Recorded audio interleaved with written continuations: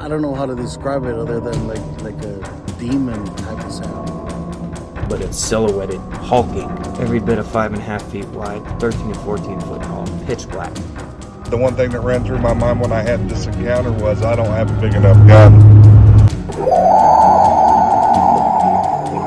Your host, two-time witness and field researcher for more than 40 years, William Jevning. Welcome to Creek Devil.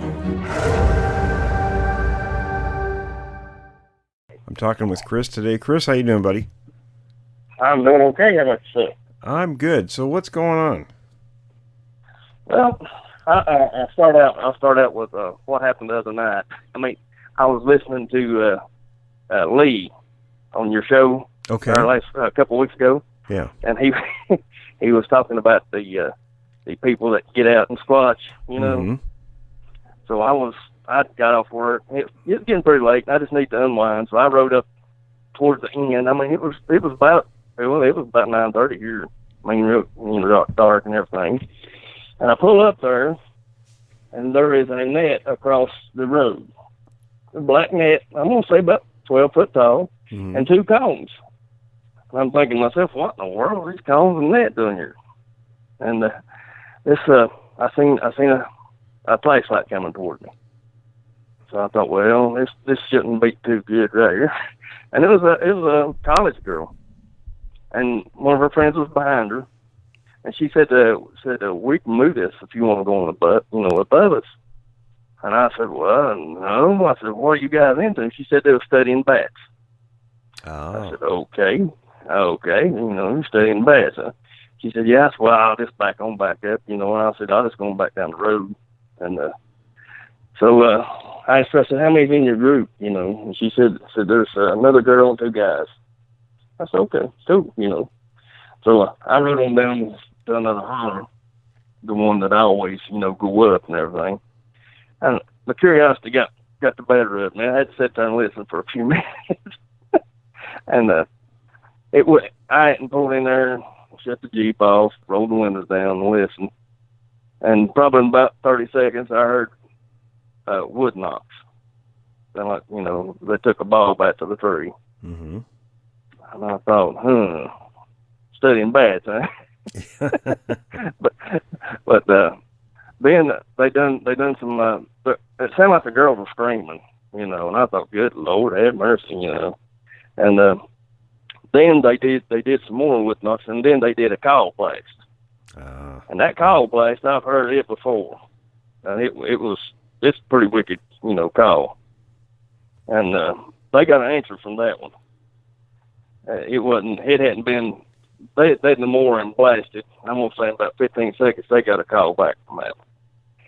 And so you could tell it really excited them.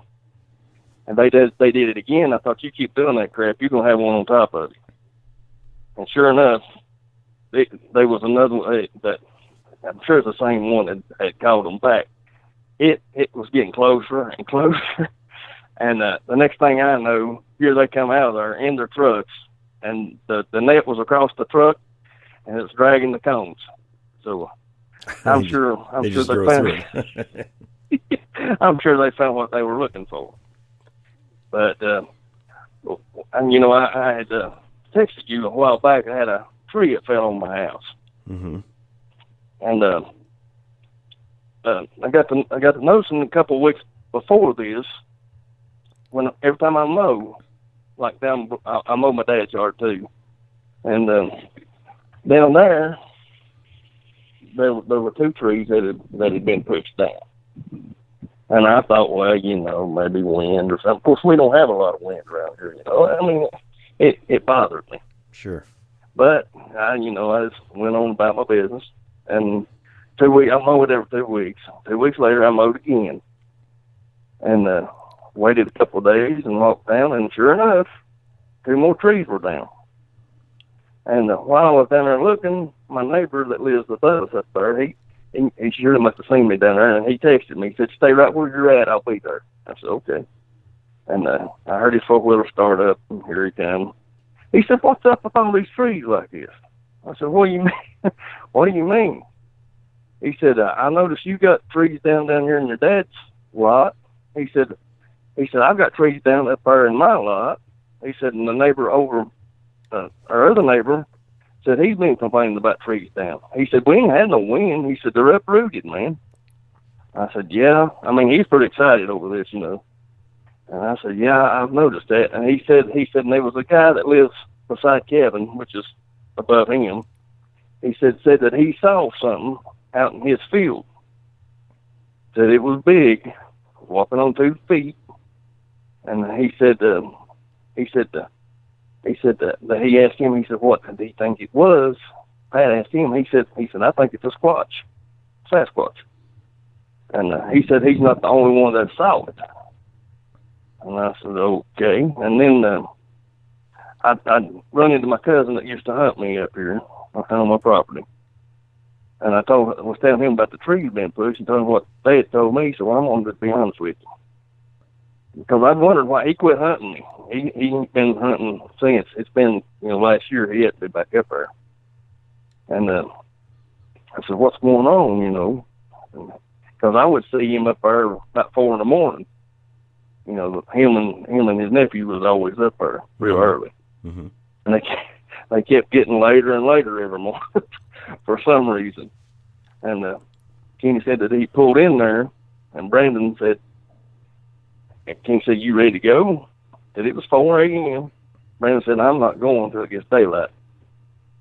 And he said, well, what's up with you? He said, I'm not going. I'm not getting out of this truck till daylight.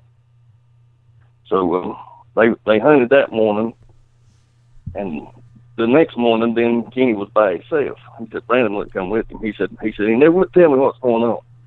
He said I know he saw something, something scared him. Mm-hmm. And Kenny said, so I just went on up there, and I've got a logging road up in there too, and it goes all the way up to National Forest. And Kenny said I was walking up through there. He said, and I heard somebody pacing me. He said, but it was over to my right. And he said, I stopped and was looking for lights. He said, of course, the moon was, a little bit bright that morning. He said, I was still, flipping my light on and off. And he said, I stood there and kept waiting. He said, because, most hunters around here, we'll let each other know with the lights, where we're at. Mm-hmm. And he said, I flashed my light that way. He said, and that, nobody ever flashed the light back. He said, I whistled. He said, and I took another step. He said, and I heard another whistle. He said, and I flipped my light back over. He said, nothing. He said, so I thought, well, I'm just fooling around here. I need to get on up there at my stand. And he said that he kept walking and walking, and it would walk and walk and walk, and when he'd stop, it would stop. And he said he made it to the logging road, and he said by this time, he said the hair on the back of my neck was already standing up, He said, I just wanted to get to the stand and get up in it. And he said, I hit the logging road, he said, and I was being paced again. He said, and I stopped. He said, but I heard something on my left this time. He said, there was still something on my right, but there was something moved over on my left. And he said, by this time, he said, I was ready to turn around and go back to the truck. And he said that he just squatted down under a bunch of laurel bushes and sat there. And he said he waited for a few minutes and waited. He said then he heard some movement. He said when he heard the movement, he couldn't have been more than 40 yards from him. He said he flipped his light on and seen something running. He said it was on 2 legs. And he said, I knew it wasn't a bear. He said, so that time, he said, he was bow hunting, what he was doing. So he said, I had my bow. He said, I got up, he said, instead of going that way, he said, I went to the left and went down. He went all the way down to the road, the highway, and walked the road and come back. That's how scared he was. Wow. Yeah. And he told me, he said that wasn't the first time that he had encountered like that.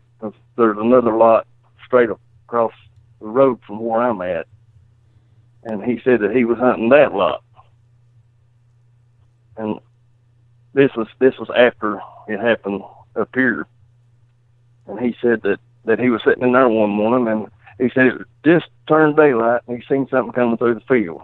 It's an old cow pasture. And he said he thought it was another hunter. Said it big though, and said it looked like it had a ghillie suit on. And said he said it got right about 50 yards from him and just stopped dead still. He said it turned its whole body around and looked his way. He said then it took off running.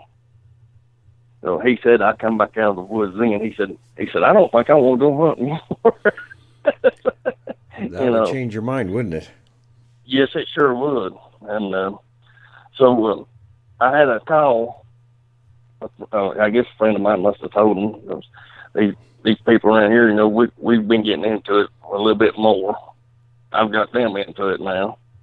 But there was a couple that lives probably about 20 miles below me, and they've been having a lot of trouble. I think I told you about it, but they've been having a lot of trouble actually, because the guy called me and told me that he saw something big on two legs, and said they've been hearing a lot of screams and squalls, and he said I hear that that you know a little bit about this. And he said, you think you could help me? I said, well, I'm not an expert. I said, far from being an expert, but yeah, I'll come down, and look, And well, when I got there, man, I'll tell you what, it was about 4 p.m. And right when I got out of the Jeep, I wanted to get back in it. That's how bad the feeling I had. And the way his property said, it's way back in the hollow. It's off the main road. I'm gonna say at least 3 miles back in the woods.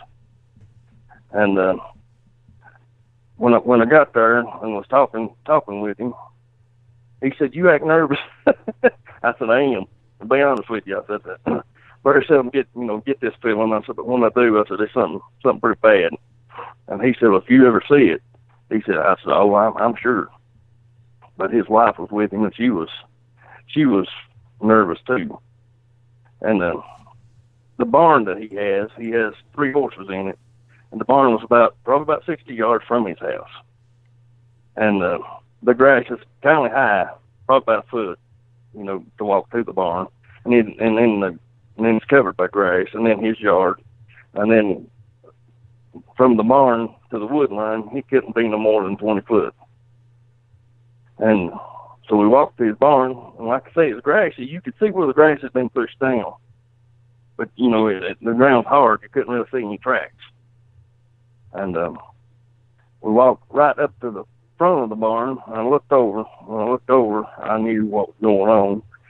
I went over to he had a 50-gallon barrel there with a lid on it, halfway of a lid. Well, actually, it's a board laid over it with a brick on top of it. And I just, I kind of moved it over and looked at sweet feet. Mm-hmm. And it was probably about, I'm gonna say it didn't have it, a little bit left in it.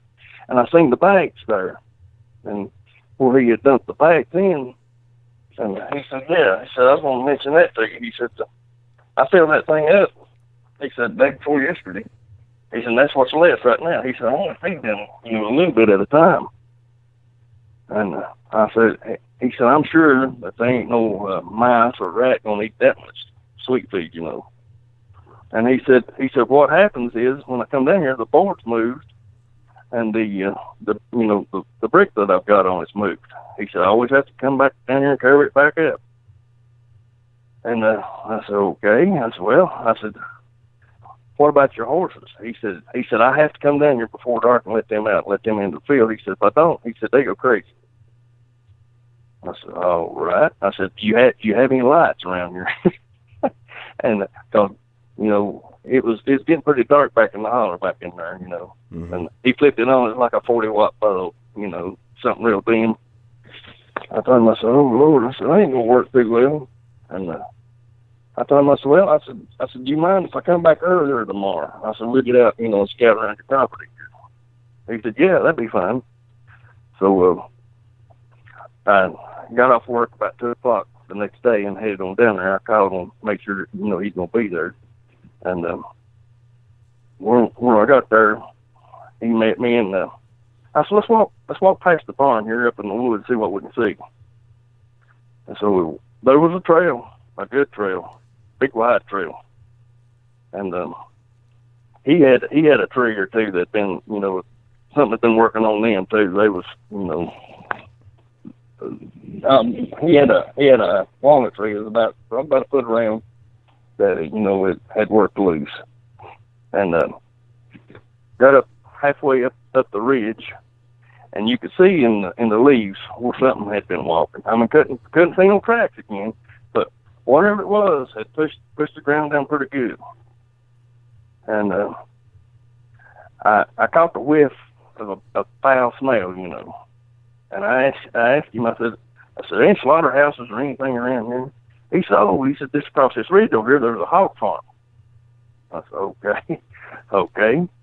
And he said, oh yeah. And he said, let me tell you that too. He said that farmer's been missing pigs. I said, okay. And I said, let's just ride around through there, see what we can see. So we got in the Jeep and rode around, come back out, and rode around the block. And sure enough, there was a big hog farm there. And the farmer wasn't out. I was going to talk to him, but, I couldn't see him, couldn't see him there no more or anything. So we rode all the way around his property, and there was a creek that ran through there and 2 springs. So they had, I figured what was going on. They had water, whatever they wanted to, Plus they had the pigs, and they had the sweet feet. And like I say, he had saw it, and he told me he said it was a monster, whatever it was. And he told me, he said, I'll just be honest with you. He said it looked like a Bigfoot. I said, well, yeah, I'm sure that it probably is. And when we got back there, we got back out of the Jeep, and right when we took a step, I heard a scream. I was getting ready to jump back in the Jeep. I mean, 'cause, man, I tell you, he asked me what we could do. I told him, I said, first off, we need to get that sweet feet out of there. Get it out. I said, that's one less thing to worry about then. I said, and the next thing we need to do is put some lights up. And I said, some good lights. And so I told him, I said, I'll help you. I don't care to help you, put them up or whatever. And so the following Saturday, that's what we did. We put the lights up and got the sweet feet out. And I told him, I said, just leave the light, just right when it gets dark, flip the lights on, leave them on. I said, you shouldn't have no trouble. So he said that there was things hitting the side of the house, and just a bunch of stuff going on like that. And so Sunday morning, probably about 8 that morning, after we'd had the lights and stuff up, he called and told me, he said, man, they were out there. He said, they wasn't close, he said, but they were mad. He said, I heard about 3 or 4 screams. I said, well, I figured that, I said, it's going to take, it's going to take a day or two, because, they're mad at you because you took the feed up from them, Mm-hmm. And so I told him, I said, I waited till Tuesday, and I called him. He said, no. He said, everything been going good. He said, we hadn't had no more trouble. So I told him, I said, well, you might want to tell that hog farmer the same thing, But had that, and getting back to the, I know I jumped around, I'm sorry, but oh, no problem, no problem. Getting back to the trees that hit my house, I've got pictures I can send you later on. But my wife was cooking, me and my daughter were sitting here watching TV. It was probably about 7:30, and the lights just went off. And then same time, felt something hit the house. And I mean, it made a big bang and jarred the whole house. Well, I said, power out. I said, yeah, I said, something hit the house up. And so I opened the front door, and when I did, there was limbs hanging down over my porch. I thought, oh crap! And we hadn't had no rain. It was a nice night. There wasn't no wind blowing. And like I say, I live at the foot of the mountain, so And so I went outside, and my daughter went around behind. I said, now don't get around there close to that, and power lines might still be hot, And she went on up above inspecting, and I was looking at the tree. It's probably, I'm gonna say, maybe a foot, 2 foot around, a locust tree. And normally a locust, you know, even if they die, normally they won't fall, you know. But Hunter come back around and said, it's uprooted. I said, what do you mean uprooted? She said, it's uprooted. She said, like maybe something has pushed up against it or something. And that's like a slap in the face. And so I said, okay. And this was on a Saturday night. And Sunday morning, I don't like to do it, but I had to get it off the house. I come up there with a chainsaw, start cutting it off. And the power board come by, and finally hooked my power back up, and then I had to get my cable hooked back up, and all that other stuff. And I got to looking, and she was right. And there's a trail, and this tree ain't, I'm gonna say, maybe 15 yards from the house. And I got to looking at the trail, and it's a real wide trail there. And I don't know why in the world they would be, because I don't have no food. I don't throw no scraps out or anything. How big is the tree? That's what, probably, I'm going to say it's probably about a foot or 2 foot around. You know, but the thing that I got to thinking about, I had mowed Saturday morning. And like I say, every time I mow, on my property or my dad's, there's a tree down. And so I don't know if there was one or two around and I was disturbing them, or what was going on. But you know, the tree was down, and like I say, it took my power out, my cable, and it just blew my mind. And I hadn't got to see any tracks or anything, mm-hmm. but on up above, up close to the logging road, there's a couple of other trees that look like they've been pushed. And like I said, we hadn't had no wind. You know, they're uprooted, mm-hmm. pushed over. And so, I'm not sure, because my ridge from the logging road just on the fair, it goes up the National Forest up there where I got that picture of that one last year, mm-hmm. when I was camping. And from that ridge down, it goes right straight to the river. So, I don't know if they're using that or, what's going on with them. But I know Brian, a good friend of mine, we're just like brothers. He I think, not this past week, but the week before, he told me, he said, you see those prints up there? Well, where we go up to the end. I said, no. I said, I hadn't really, been able to get up there. He said, man, there's some big prints up there. I said, really? He said, yeah. He said, we're right up there. I said, well, yeah, we're right up there and look at them. So, right before we got there, there's a little pull-off to the right, and that's where the people were studying the bats at. But, interesting. But when we got up there, it was of the evening. It's probably about five, something like that. And they were cars everywhere. They was 15, 20 people out there, cameras left and right. And I told Brian, I said, there ain't no way we're gonna get in there and see anything.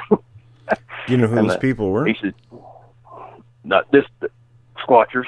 I'm gonna say that's about what I can figure.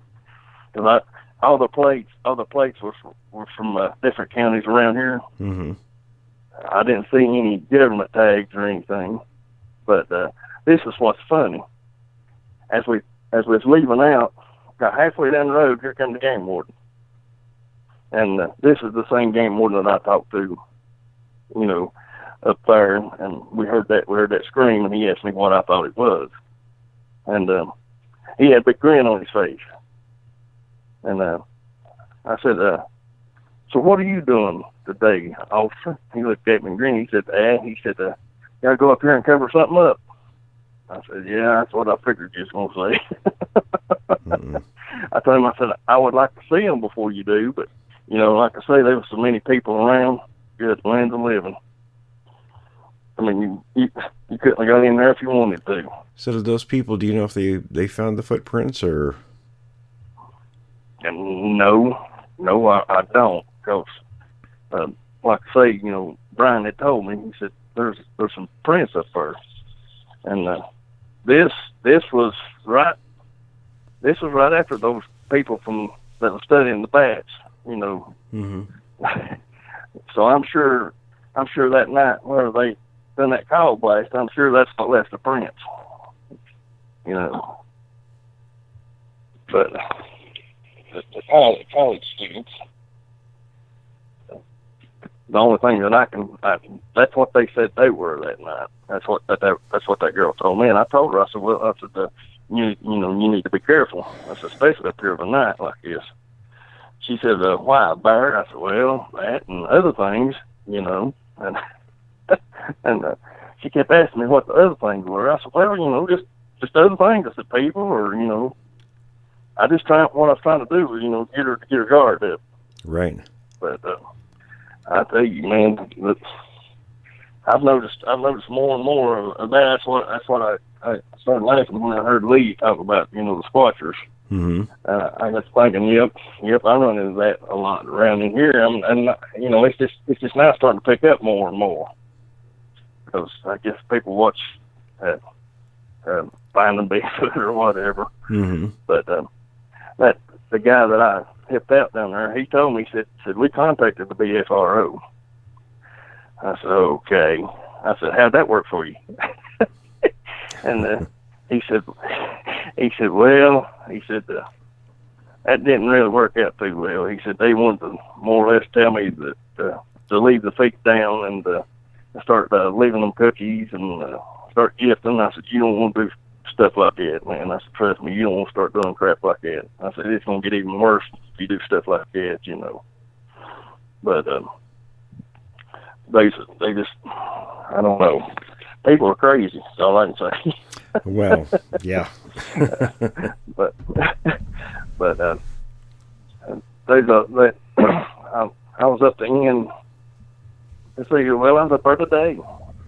Me and Hunter was up there. We always ride up there on the weekend, and we make sure it's during the day. If you know, sometimes we ride up there every night, but we'll stay in the Jeep. You know, we won't get out or whatever. But we were up there, and this guy. Actually, there was two guys riding horses, and we were parked there, and he pulled up. He walked up to us. He said, I used to go all the way back up in there. He said, I don't do that anymore. I said, oh, really? He said, yeah. He said, these things in these woods, he said, that people need to be aware of. I said, oh, yeah. I said, it's like bear and stuff like that. He said, no, not bear. I said, so I take it you've seen something, right? He said, oh, yeah. He said, I walked up, he said, my horse was acting, he said, I got off my horse. And he said, I was by myself. I said, oh, Lord. He said, yeah, I was by myself. And he said, I got off the horse and led him over the creek and let him drink. He said, right when I got off the horse and led him to the creek, he said, the horse took off. He said, just took off and left me. And he said, I was mad, more or less mad. He said, and I turned around. He said, I seen something peeping at me from behind the tree. He said, I don't know what it was. He said, it peeped out. He pulled back. He said, what it was tall. He said, it's solid black. And he said, it wasn't a bear. He said, I froze when I seen it. And I said, well, he said, I ran. He said, I ran as hard as I could. He said, I ran from there all the way just about down to here. He said, by the time I got down here, he said, I was about to pass out. He said, and I said, did you have anything? He said, no. He said, the only thing I had was a knife. And he said, my horse was halfway down the road, you know, almost back to the trailer. And he said, I will not go any further than right here. And I said, well, that's probably a good idea. I told him, I said, you know, I've lived around here all my life. I said, And I've had some experiences myself from up in there, you know. And he said that's why I bring one of my friends with me. He said, I know you ain't supposed to. He said, but I do carry now. He said, I've got a gun. And see, you can't carry if it's, you know, not hunting season. And on that property, until it's hunting season, you carry a high-powered rifle or whatever. But he said, I do pack now. I said, well, that's, you know, I said, that's one of the good things. And he said, but I told him, I said, well, I said, even though if you do just come this far, I said, there's a holler right down below there. I said, you got to watch right in there too. I said, cause they're up in the holler. I said, they're everywhere in here. You know. And because me and Hunter last year was riding up. I forgot to tell you that we were riding up there. It was in later part of November or mid-December. I can't remember, but there was snow on the ground, and we were riding up through there. And I just, you know, I looked at him and said, Dad, I got a feeling. I said, yeah, I do too. I said, when we get right on up around here, I said, I'm going to turn around because, you know, like I say, there's snow on the ground. And I was spinning a little bit. And I told her, I said, we're going to get right on through the straightaway. I said, there's a little turn off right here. We're going to turn around and get on out of here. And I had in the morning said that. We looked up, and here come two, looked like bear. They were real tall, but they were mangy. I mean, you could see their skin, and they were on four legs. Running on four legs. They hit the road in front of me and kept running in front of me. And right where I was going to pull off to turn around, that's where they stopped. And she said, Dad, I said, don't worry, I ain't going to stop here. But the looks of their face, it was the wildest thing you ever seen in your life. They I don't know how to explain it, Will, to be honest with you. Their eyes were real black. And I don't know, they had sort of a kind of a small snout looking, but that was the wildest looking bear, if that's what you want to say. I know it wasn't a bear, because like I say, you know, they were mangy. Mangiest looking thing you ever seen in your life. Did they have a snout like a bear, the bear face shape? It was. They had a small snout. It wasn't a big snout. Okay. Because it terrified Hunter, and it pretty much scared me pretty bad too. It takes a lot to scare me, but I'm telling you, it was traumatizing. I can't, you know, the more I looked at their face, the more, you know, I couldn't really comprehend what I was looking at, you know. But what I looked at more was their legs. And the way the fur was, I mean, it was like I said, the skin was gray looking, and the hair was like you had the mange, but the front legs were small, but their back legs, I mean, they just looked stupid. That's all, that's the only thing I can say. But their backs were up high as the front of my Jeep, if not higher. And Hunter looked at me. We rode on up. I got turned around up above them, and when I come back down, I had quite a bit of speed going because I was afraid, I was going to get stuck, and there we'd be. And they never left. They stayed right there. And when I went by them pretty fast. I just had it. Man, I was creeped out. That's to be honest with you. I was creeped out.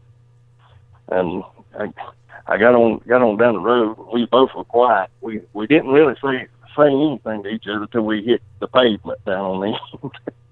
And I told her, I said, let's just ride to the store. I said, because I know we're both pale, and if we go home, your mama's going to wonder what's going on. I said, So we rode down to the store, and we really didn't talk a lot until we started coming back. She said, that wasn't no bear, Daddy.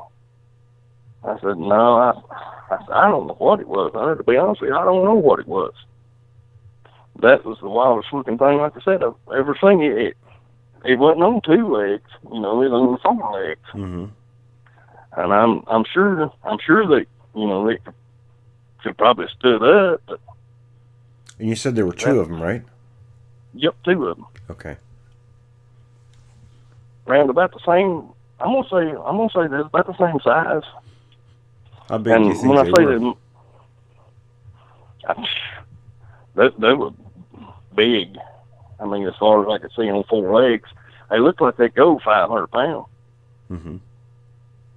And you know, like I say, we've got bear around here that's pretty good size, but I ain't never seen nothing like that. And you know, that's what I've been meaning to ask you about anyway. You know, because I saw the others, you know, on two legs. Mm-hmm.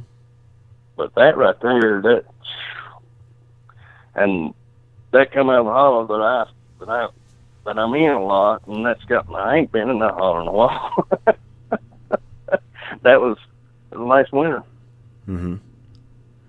Yep. Well, they will go on four legs. Okay. Well, that would make sense then. And the years they really didn't have. Really didn't have a whole lot of years. Like I said, I focused more on, you know, the man, their face just looked wild. I mean, it's just hard to explain what you know.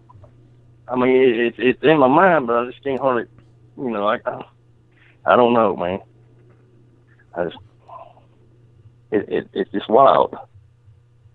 I know it, you know, it scared me pretty good. And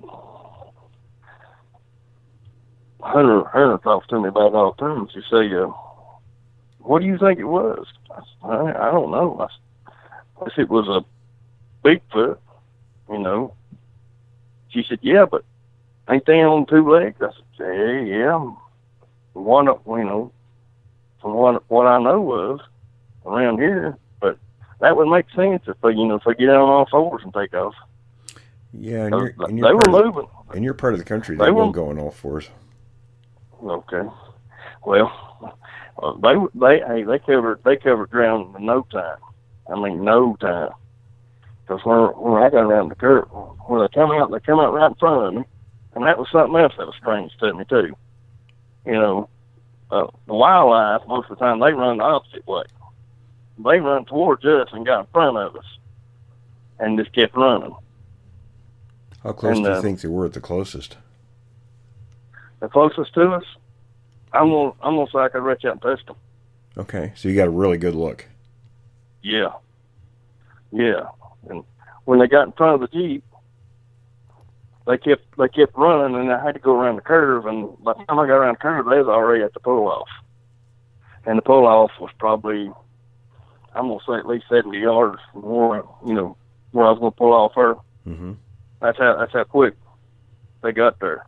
It's like Hunter told me, he said, reckon they heard us. Because I told her, you know, I said, we're going to pull off up here, and that's before we even seen them. I said, no. Mm-hmm. But, you know, that's what they done. They run right there where the pull-off was and turned around and kept staring at us. And I didn't even want to go by them, but I was afraid to stop. If I stopped, I'd have got stuck. I didn't want to do that.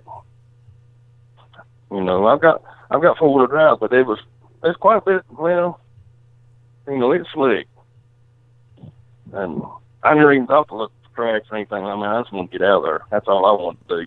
Mm-hmm. Sure. Shoot, change my drawers, you know.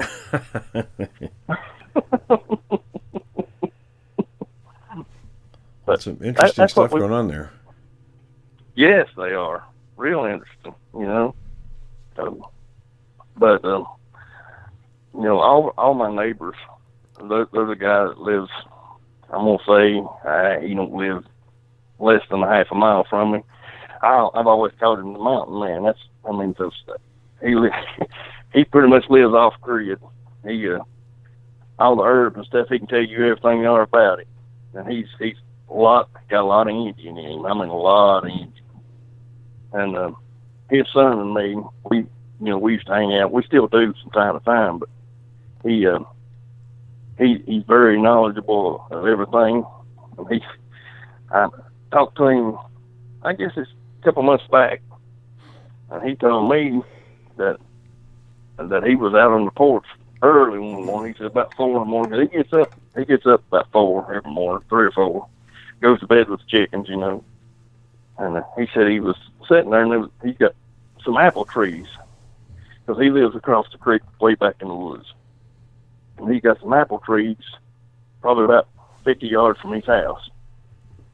And he said he was sitting there, and he said he heard 2 people talking. Said they sound like Japanese people talking. And I said, okay. And he said that he didn't think, he said kind of flipped him out, you know. He said he went in and got his spotlight and shined down there.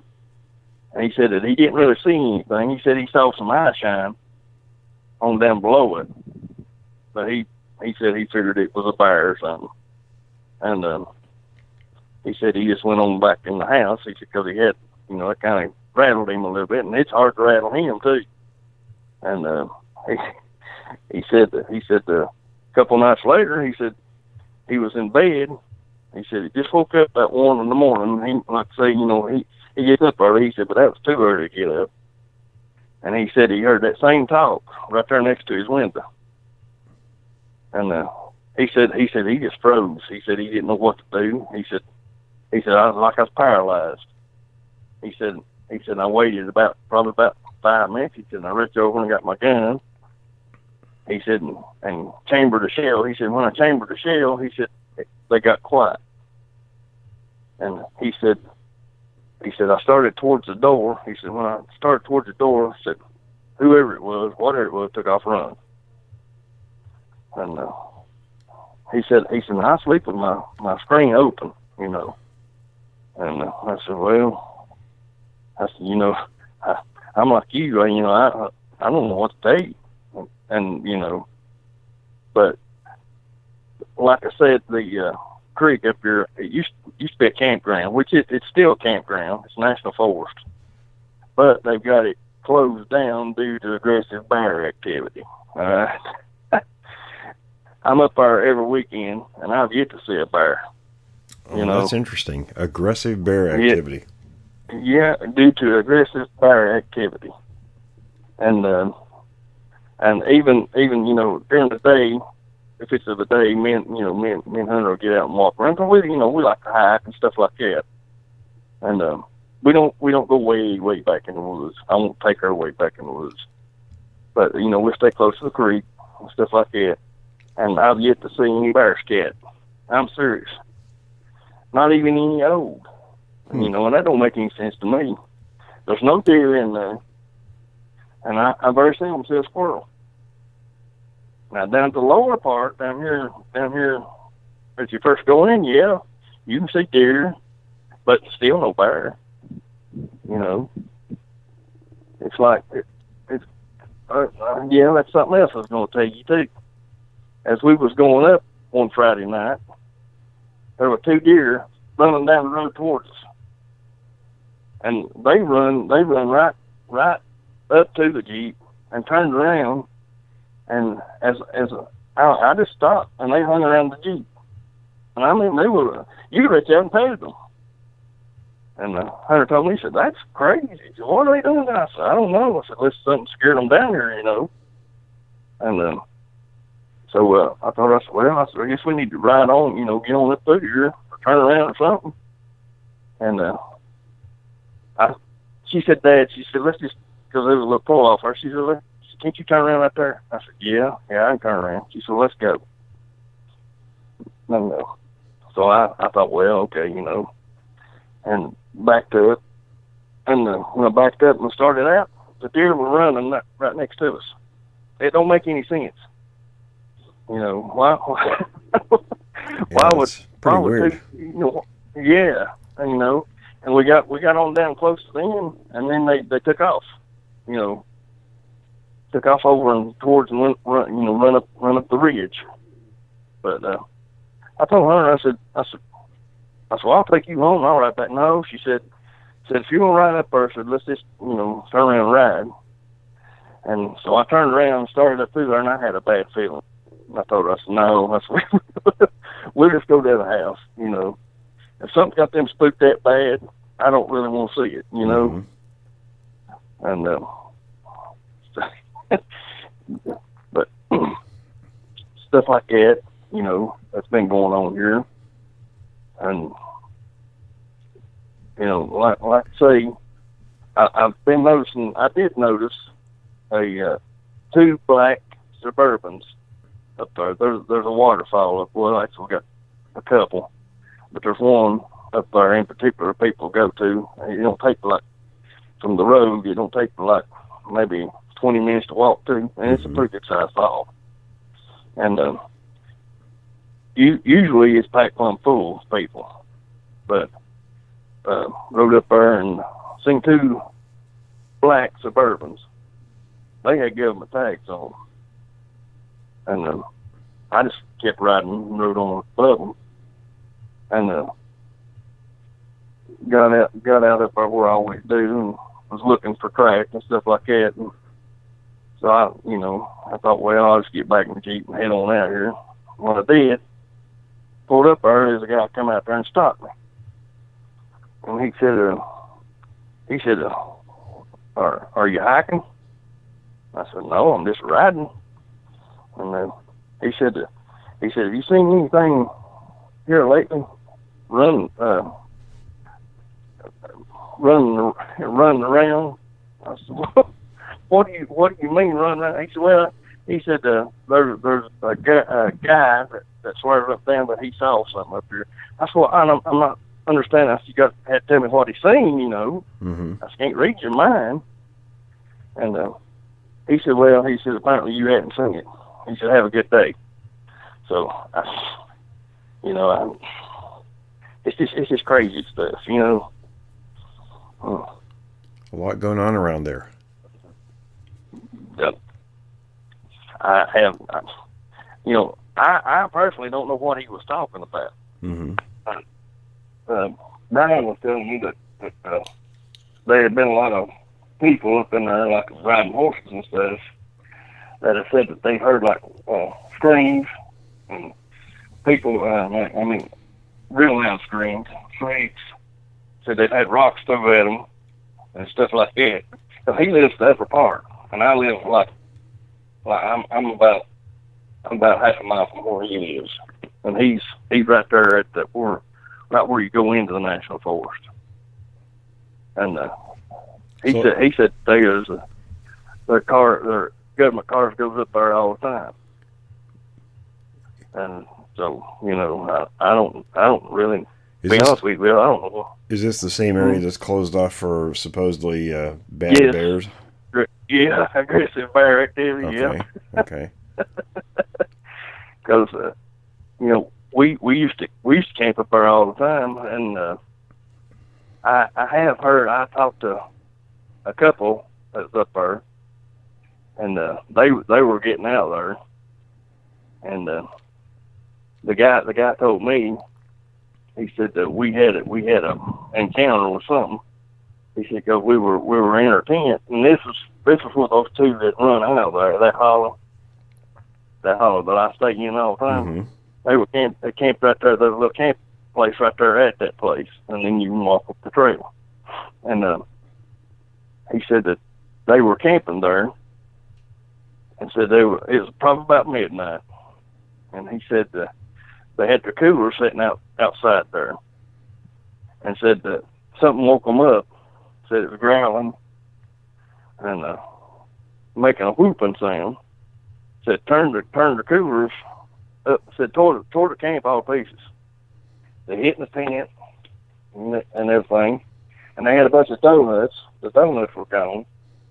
The bread was gone, and of course the lunch meat and the coats and stuff had been busted up against trees and stuff like that.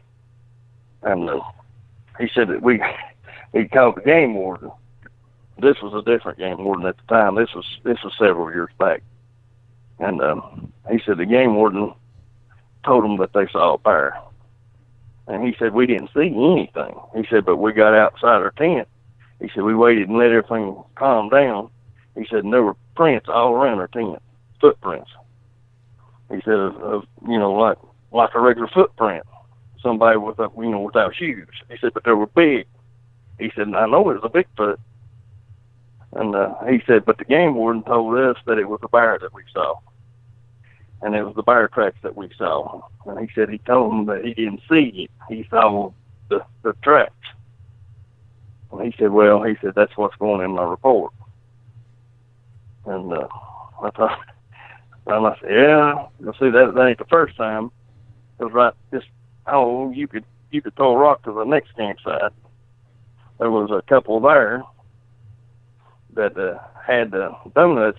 They'd left, it's honey buns. They'd left honey buns, 3 or 4 of them in their vehicle, and left the window cracked a little bit, and they went hiking. Uh-oh. And when they got back, there was a rock inside their vehicle. The driver's side window had been busted with that rock, and their honey buns were gone. So, and they called the law, and they got the game warden up there. And of course, they told the warden told them that it was a bear. And well, a bear's not going to use a rock. Yeah, that's why he said, "How in the world is a bear going to break my window with a rock?" And he said, "Trust me, it was a bear." Mm. So, it's crazy, and there was a couple that me and Hunt, we rode up there. This has been probably about 3 weeks ago. We rode up there, and it was of the evening, and I'm going to say about 6 o'clock. Of course, it's on Friday, because that's when we Friday and Saturday night. That's our thing, Mm-hmm. And we looked over, and there was a man, woman, and 3 kids camping. And Hunter looked at me and said, they're going to get in trouble. I said, I doubt it. The game warden ain't never up here, And so this is on Friday night. So we went back early Saturday morning, and that guy was tore all pieces. He said, I know why in the world people ain't supposed to camp up in here now. I said, why that? He said, man, this is the craziest place I ever heard in my life. He said, hollering, hooting, and shouting. He said, rocks being thrown and everything. He said, I got out with a 22 and shot up in the air. And I said, you do know you ain't supposed to be camping up here, don't you? And he said, well, I seen that sign down below there. I said, yeah, it applies up in here too. I said, they catch you up here, man, you'll get a ticket. And he said, I won't be back. He said, 3 in the morning, he said, I got up with 22. He said, I unloaded about 20 rounds. He said, and it didn't stop nothing. He said, whatever it was, whoever there was, said they wasn't scared of anything. I said, yeah. I said, it's probably a bear. And he gave me one of them looks, But wow, interesting stuff. Yeah, it's aggressive bear activity. Well, you're going to have to definitely keep me posted on what's happening around there. I sure will. I've got one more thing I was going to tell you. Okay, sure.